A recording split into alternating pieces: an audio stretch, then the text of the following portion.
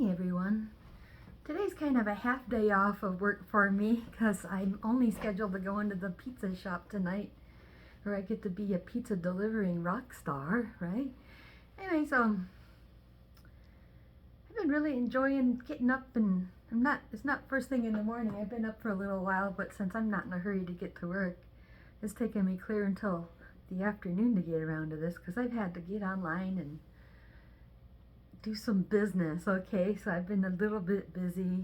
I was being kind of productive even, right? So I've been wanting to talk about gender as a topic that is kind of a tricky topic, and right now we're having a major gender identity crisis going on, and there's a lot of weird politics and stuff that's affecting us today because of this very issue. So on one hand, we have what's going on at a human level here in our very culture, trying to sort out what gender means even, and then we could ask ourselves, why do people think God is a boy? Why does everything have to be about the man?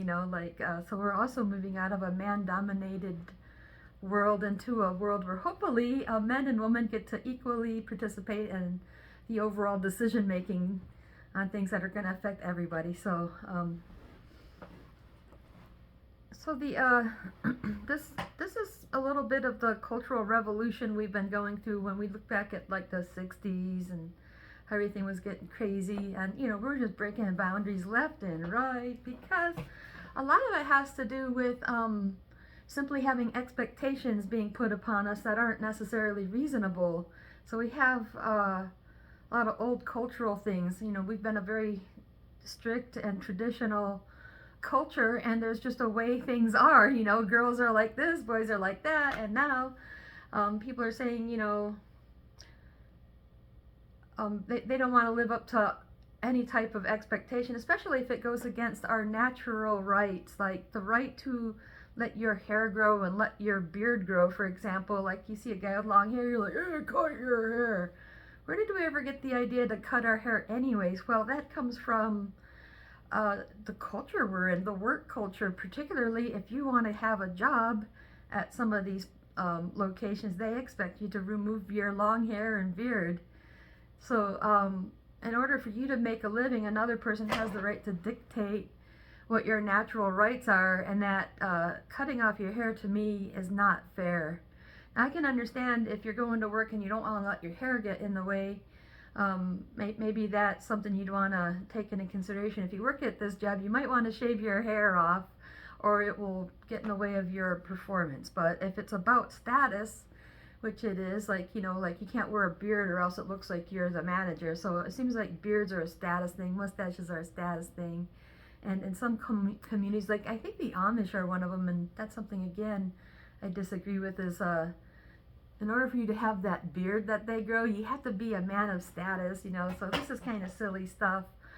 And so that's kind of creating a backlash. And then another part of our cultural revolution as far as our natural rights is the natural right to have sex. Okay, a person should be allowed to have all the sex that they want, whoever they want, unless it's not mutual or for obvious reasons not appropriate, like two adults, give me a break. But the way culture has been is we've been shaming people for sexual stuff and making people embarrassed about their need to have sex, which is part of being an animal. So what we need to come back to is that we are fundamentally an animal, and a lot of our behavior, whether we think about it or not, is animal behavior. And so we're kind of fighting people on, I think, it's natural for us to have a sex drive, right? But then when somebody that, especially a young person, wants to get on the subject, it's like, zip it. We are not talking about that. It's big naughty, and it's very important that we understand how sex works, right? Because if not, we could end up in a lot of trouble. So the real reason you don't want to have sex is because then you're going to end up with kids, and if you're not ready to have kids, it's going to be a very big problem in the long run, because it could ruin your life, and it'll ruin your opportunities. For some people, they might be that teenager who had the baby and everything works out fine, but as a general rule, you don't want to do that. A lot of people, kind of like my parents, planning on having a baby. So I think they accidentally had a baby, and so it kind of ruined the whole dynamic of being a family where they probably wouldn't have gotten married if they didn't have a baby. So I kind of felt like they never wanted to be together, and it's kind of my fault. And so I feel like it's made my life a little more complex, and everybody struggles in life, but I feel like I have a life where, you know, it just seems like things haven't always been fair to me, and I haven't been able to enjoy the companionship of a man in a relationship where they can be my sex partner and all this stuff, and I feel like I never will.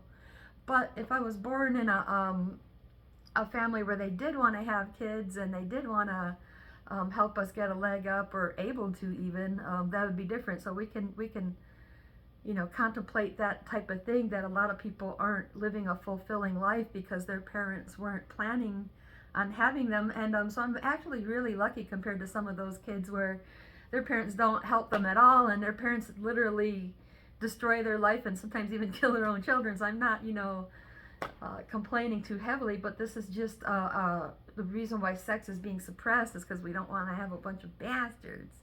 Now, on the other hand, sex is actually very good for you if you have a healthy sex life. Of course, it's, you know, because it's an animal need, it helps you keep chemically balanced and stuff like that, hormonally balanced, because, you know, when somebody's acting out and just a little, it's kind of annoying to you when, you know, somebody, they're just too emotional, blah, blah, blah, and what do? You tell them you need to get laid. So what you're doing is you're recommending sex therapy to that person, right? So absolutely nothing wrong with sex, but we've been fighting for the right to be sexual. And so there's that. So now that's why I think sex has gotten out of hand. And then the right to let your hair grow and then have people tell you, oh, well, that looks like a girl, you got to cut that off. So it seems like the late 60s and 70s, there were a lot of rock stars that were coming out looking feminine. It's kind of like we're rebelling. Like, I'm not necessarily gay. Maybe I don't care who my sex partner is, but like people coming out looking feminine and all this stuff. It's like we're rebelling against that, again, that cultural expectation. So a man should be like this, not like that. And so we're kind of putting up a little fight there. But then the next thing that comes along is homosexual behavior, where to me, that's where we're crossing some big boundaries. Like, it doesn't seem to be very logical for two people of the same sex to try to mate with each other. You know, they're not going to have no kids, right? So, but it's a different type of relationship that we've been learning throughout this experience. And of course, it's probably been around as long as humanity, homosexual behavior. You know, there may be simply two people who just want to have an erotic experience. It may have nothing to do with if they want to get married or not. This may be normal people who have a family and kids, and they want to have an erotic experience. So that's all it is. Like, so, you know, sometimes people in married relationships go off and have erotic experiences, and then that ends their marriage. Like, it was absolutely nothing personal to their sex partner. They just wanted an erotic experience. So sometimes people may have homosexual experiences just because they want the erotic experience, or otherwise, you know, people have the homosexual experience because they fall in love with somebody that happens to be the same sex. And this is where we start to look at that we are a soul, and we might be male or female as a soul. And that's where, you know, maybe these two people, like the man meets the other man, one's more masculine, one's more feminine. So a lot of these relationships have the top and bottom. One plays the man, one plays the female in their relationship. And I see that with lesbian women too. Some will have a relationship where the one partner acts very masculine, the other partner acts very feminine. So so that's where we're asking ourselves, are we male or female, regardless of what we're born with, regardless of the fact that I have boobage, and regardless of the fact that I have a camel's toe. I can still come out and say, you know what, I think I'm a guy from now on. I mean, I kind of got it going on because my name is Jody with a Y, and I don't even have to change my name. And, you know, I've already been a tomboy, so, you know, for many years people have asked me if I'm gay, especially when I cut my hair short. And a lot of times it's because there might be a lesbian woman looking to find out if I'm single and available. And so I've always had the joke that I'm not lesbian, I'm just gay, you know, meaning that I like to make funny jokes and sing to myself. I'm just a person of gaiety. But I do have a similar issue that a lot of these people are talking about, the homosexual people, or people who feel that they identify as the opposite sex and stuff like that. I have some of the same problems because I haven't always been able to live up to my role as a female.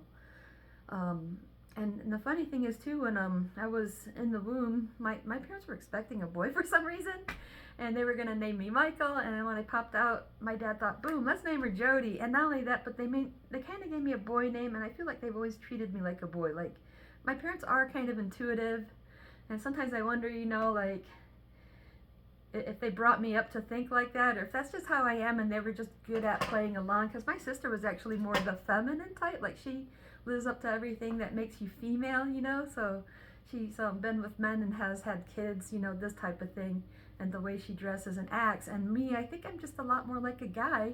And so that's where I want to talk about some of my beliefs, or my ideologies as a soul, that we can go from life to life, and that that you might have a tendency to be a guy more often. Like, I think I've had a good solid glimpse of my past life where I was a man living at a Buddhist temple, and I was kind of reaching up and touching my beard, and so that's where I kind of wonder if I was a Buddhist in my past life, and that's where, I'm finding parallels in my life now, like wanting to go to the Shaolin Kung Fu and all this type of stuff. So anyways, it is a personal issue of mine. And not only that, but I don't even live up to society's expectations. Like, I'm 48 years old, but I'm single and I don't have kids. I'm going out here and working for an hourly wage. I should have my own business by now. I should have my own house by now. I should have all these things by now. But because, I don't live up to society's expectations, I don't have those things. And so, it does kind of affect my self-worth a little bit, but then I have to take all that and put it in perspective and understand that we are living in what they call a false matrix. Like, it's really just a man-made reality. A lot of these expectations are just man-made, And so anyways, back to gender, on the bigger world view, looking at the entire universe itself, why do we think God's a guy? Not a woman, because we're a male-dominated society. Now, in the way of duality, things tend to be either masculine or feminine. Fullness and emptiness, masculine and feminine. So my favorite story of a UFO crash is the time one landed, or I should say crash landed in Roswell back in 47. I mentioned this one before. So they found the cyborg had survived. The flesh beings did not. And the reason they have cyborgs is so they could just live and live and live. But what they do is it's like a really nice robot, and we already know about cyborgs, right? But then it has like a human soul, it has a, it's a person in. Take that person in. Anyways, this cyborg was in custody of the military, and there was a nurse there named Matilda who was able to communicate. And now this military base had the intelligence to allow them to go on ahead and communicate. Now this cyborg said her name was, I think, Ariel. So Ariel had been a cyborg for so many years, like I would say at least 1 million Earth years, just to stay on the same mission. That way you don't lose your memory and have to keep starting over and all that bullshit like you do when you're reincarnating as a flesh being. So anyways, one of the things she explained, because the nurse was like, how can you be female? You're a robot, you're just like a machine. It's like, well, whether you're male or female depends on how you function as a soul. Okay, so that's what might determine if you're male or female. And so it doesn't matter if you're in a sexless body or one that has male parts or female parts. It might just really depend on how you operate. Now, look at the bigger picture. The Holy Trinity kind of talks a little bit about this. So we have the Father, the Holy Ghost, and the Son is the Christian take. And I think this corresponds to the understanding that we have frequency, energy, and vibration. So the aspect that is frequency that we call God is male, and frequency is like this. So the male is represented as straight lines. Now, the feminine divine is what we call Holy Spirit, right? And a lot of times feminine is expressed as circular or yin. So the yang and the yin, right? So we understand that when frequency takes impact on the energy, you got the Father and the Holy Spirit, then it brings about vibration. Now, the outcome could be either male or female, so it could be either or, just depending on the way things add up. Now, again, I like to talk about the Urantia book. It's probably chock full of confirmation if you're open-minded enough. to read that book. It's a very thick book with a lot of small print, and they talk a little bit about this issue as well. So their take, and I think could be some truth in this, is that Jesus, right, represents that son. And that might be the first time there's like a complete personhood, but there wasn't just one. There was like over 250,000 of these. So the theory here is at the center of our universe, we have a Jesus-like entity, and that there could be, hundreds of thousands of universes making what we call a super universe or a multi-universe, which the Spirit of God, God as an entity fills up this super universe. The Holy Spirit fills up this universe, but all the individual universes have what the Urantia calls him Jesus Michael. So the Urantia is a bunch of information being translated from the highest to the lowest. And so if you get a chance to read that, it talks a little bit about this issue. So I love the concept of co-creation. So like, we have this first point of completion, and then it keeps breaking down. So between us and Jesus, there could be different levels and so on and so forth. Anyways, at the top of that, you have the male and female that needs to come together to get the next part, which is our what we call the sun, or the holy vibration, the vibration. So that's actually where we get our sons and daughters. So now that's where we kind of think of there being a masculine divine and a feminine divine. So the masculine divine is going to be more to do with the soul, the feminine divine is going to do more to do with the spirit. And you see how that plays out in animals and people, because it's always been thought that men are the brains of the outfit. When you have a family unit, the guy needs to be the thinker and the protector.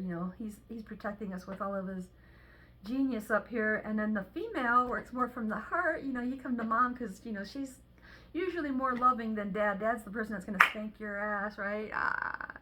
And so the mother serves more as a nurturer in that way. Like she gives birth, And so that might be why Ariel, the alien, might identify more as a female. So if you're more female, you may be a more spiritual person, or if you're masculine, you might be more intellectual person.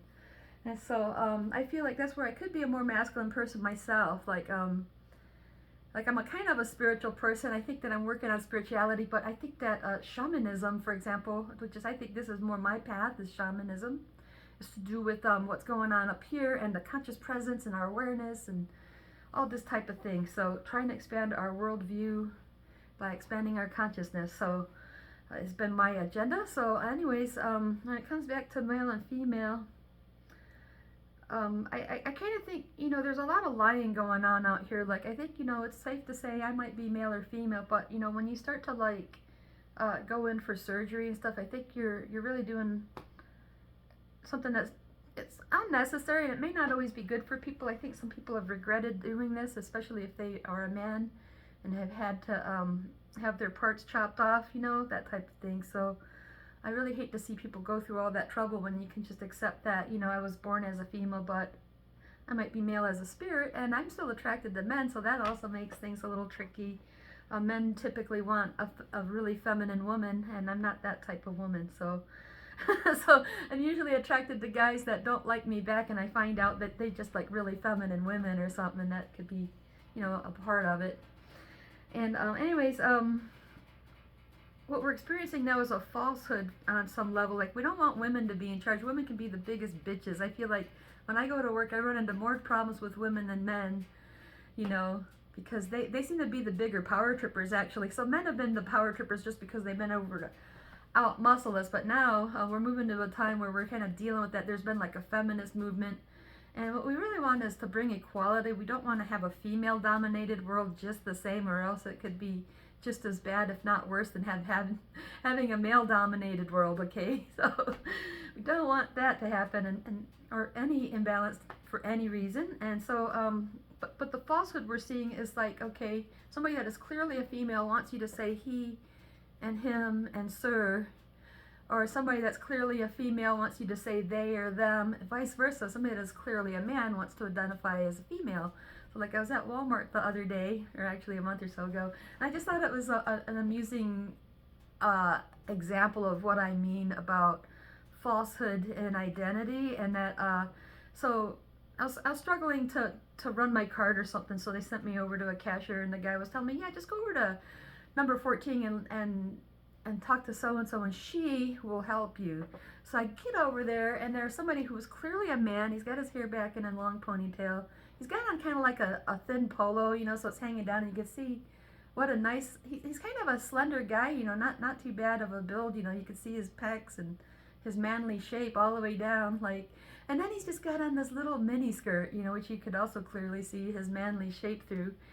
Nice guy, and you know, as much as I support personal freedom of choice and all this good stuff, I just still feel like, you know, we're playing a silly game to humor somebody's ego who wants to pretend that they're a female, and if we don't play their game, then it becomes a social political issue. Then they're being disrespected, they're being attacked. If I came up and said, sir, you know, or referred to this person as a man, they would probably, you know, want to sue me for it, right? When I could clearly see their pecs and I could clearly see their man parts under their skirt. Now, nothing against that, but it's just an example where I think it's just kind of getting silly where we want to play make-believe. So we don't want to do that. It's like, okay, you know, not only that, like when you look at guys that are trying to pretend to be women, it's just the same thing as a woman being extra pretentious. Or if you see a guy trying to pretend, a female trying to pretend to be a guy, a lot of times it's just the same thing as when you see a guy being too pretentious, like a guy acting too macho. Or this guy who's pretending to be a female. It's just like those females that are just trying to act too slutty or whatever. So, you know, I support truth in whatever it is, you know, being truth in your gender, truth in spirituality, truth in science, whatever your truth is. But if I'm supposed to play along with a lie that you want to believe, that's where I think that's not necessarily fair to everybody else. And then that you can get upset when, you know, somebody who can clearly see what you were born as refers to you as that sex, and then you can get mad and say, oh, that's not fair, I'm a girl, you know, when your dick is showing through your clothing, or vice versa. So I will never play that game, but I'll tell you what, you know, I'm definitely one of the guys, but I came into this world to be a female, and you know, I might spend the whole rest of my life alone because it's very difficult to live up to anybody's expectations at all. So anyways, I hope you enjoyed my chat. I don't know exactly how to compartmentalize this, but the understanding of male and female is that it has to do with if you're more to the mindal aspect. So I think that just somehow, you know, this is the sex we give to the soul. The feminine is the sex we give to the spirit, and you need both soul and spirit to get a complete being. So we are ultimately both male and female all at the same time. But we might like weigh a little heavier to one side or weigh a little heavier to the other side. But ultimately there's going to be a mixture where, you know, I might be a masculine female, but I still do girly stuff and I still cry about stupid shit and whatever. So like, you may actually just lean more to one side than the other, like hermaphrodites. They have both parts down there, but they might look like a female. So you could just assume they're a girl because they lean more to the female side, even though they've got a nice schlong hanging down. Anyways, you guys have a fun day. I hope I didn't gross you out too much by talking about things like sex. I'll talk to you next time.